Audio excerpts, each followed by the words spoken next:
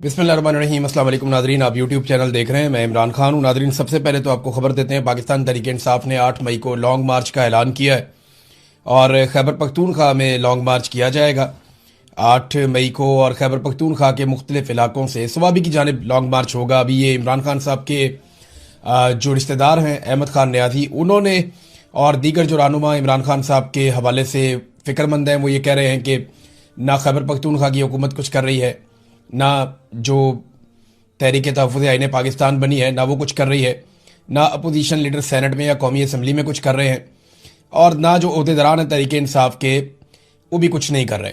तो इस वजह से अब ये लोग सामने आए, इन्होंने कहा जी हम अब एहतजाज करेंगे और लाएअमल का ऐलान करेंगे और बाकी सब लोग इसके ऊपर तवज्जो दें।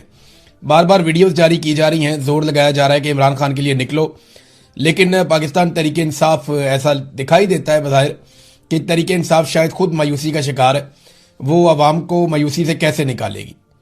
यानी पहले ये कहा जाता था तहरीक इंसाफ के ओहदेदारान की जाने से कि 4 लाख बंदा चाहिए, 5 लाख बंदा चाहिए, अब वो कहते हैं कि करोड़ों बंदा चाहिए सिस्टम को ठीक करने के लिए, निकालने के लिए। तो खुद निकलेंगे तो लोग निकलेंगे ना। ऐसा तो नहीं होता कि आप खुद घर बैठे रहें और लोग निकलें और निकल कर आपके लिए इनकलाब लें, ये मुमकिन नहीं है। और तहरीक इंसाफ काफ़ी ज़्यादा तकसीम का शिकार भी हुई है। ख़ासतौर पर खैबर पख्तूनख्वा की जो नई हुकूमत बनाई गई, इससे बहुत सारी उम्मीदें थी। इमरान खान साहब ने बनाई ऐसे थी कि ये नौजवानों को इकट्ठा करेंगे, मोबिलाइज करेंगे, चैनलाइज करेंगे, बड़े पैमाने पे नौजवान इकट्ठे हो जाएंगे और एक बहुत ज़बरदस्त किस्म की तहरीक जन्म लेगी। लेकिन हमने देखा कि वो नहीं हुआ। बातें बहुत बड़ी बड़ी की गई, लेकिन अमली तौर पर वो सारा कुछ जो तवक्को की जा रही थी वो हमने होता हुआ नहीं देखा। इस वक्त तो फ़िलहाल जो है चीज़ें पाकिस्तान की मिलिट्री एस्टेब्लिशमेंट की फेवर में, क्योंकि आसिम मुनीर साहब के डोनाल्ड ट्रंप के साथ अच्छे ताल्लुकात बन गए हैं। डोनाल्ड ट्रंप खुद मुश्किल में है, लेकिन आसिम मुनीर साहब कंफर्टेबल है और उनकी एक पोजीशन बन गई है और उस पोजीशन को वो एंजॉय कर रहे हैं फ़िलहाल। और उन्हें कोई ऐसी मुश्किल है भी नहीं, यानी पाकिस्तान तहरीक इंसाफ की तरफ से उन्हें कोई ऐसा मामला नहीं है कि कोई बहुत बड़ा एहतजाज खड़ा हो जाए। हत्ता कि जो अवामी इशूज़ हैं तहरीक इंसाफ उन पर भी किसी किस्म का एहतजाज करने के मूड में नहीं है।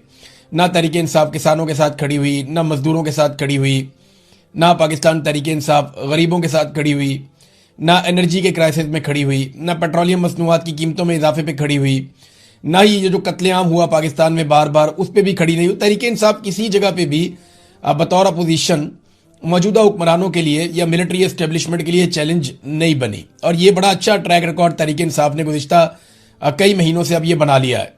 तो अब एस्टेब्लिशमेंट को तहरीक इंसाफ से भी एज सच कोई प्रॉब्लम नहीं है। अगर इससे इस तरह की अपोजिशन किसी भी हुकूमत को मिले, किसी भी हुकूमत को ऐसी अपोजिशन मिले, तो वो हुकूमत शुक्र अदा करेगी अल्लाह का कि ऐसी अपोजिशन हमेशा रहनी चाहिए जो किसी किस्म के मामले के ऊपर किसी भी किस्म का कोई रद्द-ए-अमल देती नहीं है। पब्लिक अगर चाहे भी तो खुद रद्द-ए-अमल दे दे तो दे दे। पाकिस्तान तहरीक इंसाफ की जानिब से किसी किस्म का कोई रद्द-ए-अमल दिखाई फिलहाल नहीं दे रहा। और उसकी एक रीज़न ये भी है कि तहरीक इंसाफ कौन सा कोई पोलिटिकल पार्टी से लड़ रही है। लड़ाई तो मिलिट्री एस्टेब्लिशमेंट के साथ है ना। इधर पॉलिटिकल पार्टी के खिलाफ वो कोई एहतजाज प्लान करते हैं या महंगाई, गुर्बत, बेरोजगारी, इन चीज़ों के ऊपर निकलने का प्लान करते हैं। साथ ही जनाब अली पता चलता है कि वहाँ पे सेक्टर कमांडर में मीटिंग शुरू हो गई है सेक्टर ऑफिस के अंदर, और यहाँ पे जनाब मिलिट्री ऑफिसर्स जो हैं वो अब प्लानिंग कर रहे हैं। ISI की एजेंसी बीच में आ गई है, मिलिट्री इंटेलिजेंस की एजेंसी बीच में आ गई है। वो बेचारे अब वो करें क्या? फौजियों से लड़ने की तो उनको ट्रेनिंग नहीं है। वो पॉलिटिकल पार्टी के साथ ही वो एक मुज़ामत कर सकते हैं, लेकिन माजी में जो है वो मिलिट्री एस्टेब्लिशमेंट के साथ मुज़ामत की है लोगों ने। इमरान खान साहब इस वक्त बड़ी अच्छी मुज़ामत कर रहे हैं। बेनज़ीर भुट्टो ने मुज़ामत की माजी में, नवाज शरीफ ने हल्की फुल्की मुज़ामत की जब इनके ऊपर बुरा वक्त आया, जुल्फ़िकार अली भुट्टो ने मुज़ामत की और लोगों ने भी मुज़ामत की पाकिस्तान में। और कभी वो कामयाब हुए, कभी नाकाम हुए, लेकिन मुज़ामत ज़रूर की। एक तस्वीर है नाज़रीन, ये पाकिस्तान में पुलिस के लिए एक चैलेंज बनी हुई है, ख़ासतौर पर पंजाब में। अब ये तस्वीर कोई आर्टिफिशियल इंटेलिजेंस से तो बनी हुई नहीं है, ना ही ये तस्वीर जो है इसे कोई फोटोशॉप करके बनाया गया है। तस्वीर में देखा जा सकता है कि इमरान खान साहब चल रहे हैं, सामने जर्नलों की लाइन लगी हुई है और जनरल बाजवा तारुफ करवा रहे हैं और आसिम मुनीर साहब जो हैं वो इमरान खान साहब को सैल्यूट मार रहे हैं। अब ये जनाब तस्वीर जब नौजवान उठा लेते हैं या पाकिस्तान तहरीक इंसाफ के वर्कर्स उठा लेते हैं तो उन वर्कर्स को भी उठा लिया जाता है। इस तस्वीर से ऐसा लगता है कि निज़ाम को खासी चिढ़ है, यानी वो नहीं चाहते कि इमरान खान साहब को आसिम मुनीर साहब सैल्यूट मार रहे हैं, ये तस्वीर मंजर आम पर आए। देखें, हकीकत है, इससे आप भाग तो नहीं सकते। सरकारी मुलाजिम की ड्यूटी है, तो फिर इसमें नखरा कैसा और गुस्सा कैसा? यानी अगर इमरान खान साहब दोबारा वज़ीर-ए-आज़म बन जाते हैं, फर्ज करें, तो यही आसिम मुनीर साहब अगर फील्ड मार्शल होंगे तो सलूट इनको मारना पड़ेगा। अव्वल तो पूरी कोशिश करेंगे कि इमरान खान वज़ीर-ए-आज़म ना बने, लेकिन अगर पाकिस्तान की अवाम वाकई खड़ी हो जाती है, अड़ जाती है, डट जाती है, इमरान खान को वज़ीर-ए-आज़म बनना पड़ जाता है, तो मुस्तकबिल की बात तो बाद में है। सबसे पहले तो आसिम मुनीर साहब को सलूट मारना पड़ेगा इमरान खान को, और वो फोटो फिर बाहर आ जाएगी। तो सरकारी मुलाजिम होता है। वैसे भी अब मेरे ख्याल में शहबाज शरीफ ने गंदी आदत डाल दी है मिलिट्री एस्टेब्लिशमेंट को, और उन्हें अब उस तरह के वज़ीर-ए-आज़म पसंद है जो सलूट खाते नहीं है, सलूट मारते हैं। यानी सलूट करवाते नहीं है, सलूट करने के आदी होते हैं। इस किस्म के उन्हें वज़ीर-ए-आज़म पसंद आ गए। शहबाज शरीफ की तो महारत ही सलूट मारने में है। जैसे ही वो डोनाल्ड ट्रंप को या किसी ताकतवर आदमी को देखते हैं तो देखते ही दूर से ही सलूट ठोक देते हैं, और जैसे ही नजर पहुंचती है तो ऑटोमेटिक ही शहबाज शरीफ साहब का हाथ जो है वो उनके माथे पे पहुंच जाता है। गिरफ्तारियां भी हुई पाकिस्तान तहरीक इंसाफ की, और बड़े पैमाने पर हुई। गिरफ्तारियों के हवाले से जो अदाद शुमार हैं वो अलग अलग किस्म के आ रहे हैं। तो हुकूमती ज़राए अलग हैं, पुलिस के ज़राए अलग हैं, पाकिस्तान तहरीक इंसाफ का क्लेम अलग है। लेकिन ये किसी सूरत भी अगर आप इसको कहीं पे बीच में इन बिटवीन भी आप देखें तो ये 1200 से ज्यादा कारकुन कम से कम पंजाब में गिरफ्तार किए गए, जिनमें 250 से जायद का दावा किया जा रहा है कि ये लाहौर से गिरफ्तार किए गए। तो इतने बड़े पैमाने पे गिरफ्तारियां तो कभी, यानी जितने बंदे पीटीआई के गिरफ्तार हो गए, इतने बंदे तो आजकल पीएमएलएन के जलसे में नहीं होते। जितने बंदे पीटीआई के 9 मई से अब तक गिरफ्तार हो गए, इतना बड़ा जलसा तो नवाज शरीफ ने अपनी सारी जिंदगी में नहीं किया होगा। अगर 9 मई और उसके बाद जो 26 नवंबर को जो गिरफ्तारियां हुई ना, ये 20-22-25 हजार बंदा, ये बंदा इकट्ठा करने एक जगह पे तो एक बहुत बड़ा हुजूम बन जाता है, बहुत बड़ी तादाद में लोग हो जाते हैं। इतनी गिरफ्तारियां पाकिस्तान तहरीक इंसाफ की हुई हैं कि जितने बंदे किसी बड़े से बड़े जलसे में ये पॉलिटिकल पार्टीज नहीं निकाल सकती, ये पाकिस्तान तहरीक इंसाफ ने करके दिखाया, और बहुत बड़ी बात है जो उन्होंने करके दिखाया। गंडापुर साहब के साथ नाजरीन बहुत बुरी हुई है। गंडापुर साहब रैली के साथ आए, और मैंने जो सहाफी वहां पे मौजूद थे, मैंने उनसे पूछा, मैंने कहा जी आपने क्या देखा।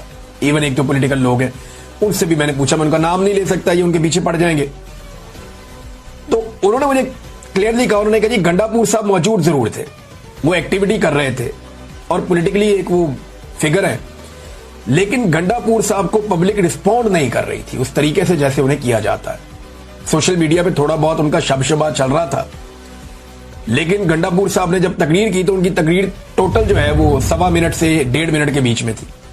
उन्हें भी आइडिया हो गया था कि देखिए लीडर को मजा तब आता है जब वो बात कर रहा हो और लोग सुन रहे हो। साउंड सिस्टम था उनके पास, अगर सामने 10-20 हजार लोग खड़े हो जाते तो वो उनसे बात कर सकते थे, लेकिन लोग गंडापुर के कंटेनर के इर्द गिर्द आए नहीं, उनकी दिलचस्पी गंडापुर में से खत्म हो गई थी। तो गंडापुर साहब को यह सोचना चाहिए था अपने पांव पे बार बार कुल्हाड़े मारने से पहले कि वो कुर्बान क्या चीज कर रहे हैं और किस चीज के लिए कर रहे हैं। वजारत आला के लिए अपनी सारा सियासी करियर, अपनी इज्जत, सब कुछ दांव पे लगा रहे हैं। लोगों में एक बहुत बड़ी क्रेडिबिलिटी थी कि इस आदमी की ब्रेक उस जगह पे आके लगती है जहां इमरान खान साहब बुलाते हैं। ये हमेशा इमरान खान की आवाज पे लब्बैक कहता है, हमेशा पहुंचता है और जबरदस्त एहतजाज करता है और बड़ी अच्छी टीमें लेकर आता है। तो आज उन्हीं टीमों की गंडापुर साहब की तरफ लगता है तवज्जो ही नहीं थी। वो आए, उन्होंने तकरीर की 1.25 मिनट की, 1.5 मिनट की, वो भी कोई खास बात उन्होंने नहीं की, कोई ऐसी बात नहीं की जो काबिल जिक्र हो मैं आपको यहां पढ़ के सुनाऊं।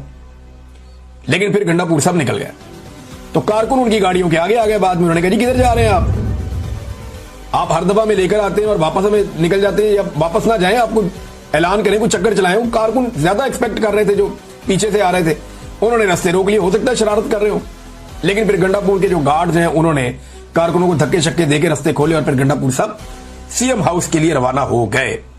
तो गंडापुर साहब ने जो कहा था ना कि 3 माह में अपनी सियासत छोड़ने का जो उन्होंने फैसला किया था कि अगर मैं इमरान खान को ना निकाल सका 3 माह के अंदर तो 1 महीना तो गुजर गया, तो मैं सियासत छोड़ दूंगा, सियासत का अपनी फैसला कर दूंगा, फिर मुझे कोई हक नहीं है।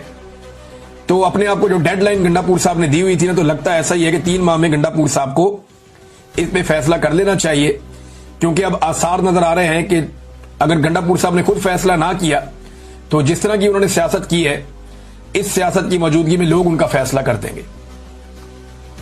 देखिए ना, फजलुर रहमान के भाई ने गंडापुर साहब का चैलेंज कबूल किया हुआ है। चैलेंज गंडापुर साहब ने किया था कि मेरा भाई इस्तीफा देता है, फजलुर रहमान तुम आकर उसके मुकाबले में इलेक्शन लड़ो। तो फजलुर रहमान साहब के भाई ने कहा कि मेरा बड़ा भाई क्या लड़ेगा, मैं लड़ूंगा आके इलेक्शन, तो तुम कहो अपने भाई को इस्तीफा दे आके इलेक्शन लड़े। तो उस वक्त गंडापुर साहब को बताया गया ये मजाक नहीं करना, पब्लिक अब डिफरेंट मूड में, फजलुर रहमान का भाई असेंबली में आ जाएगा इस चक्कर में।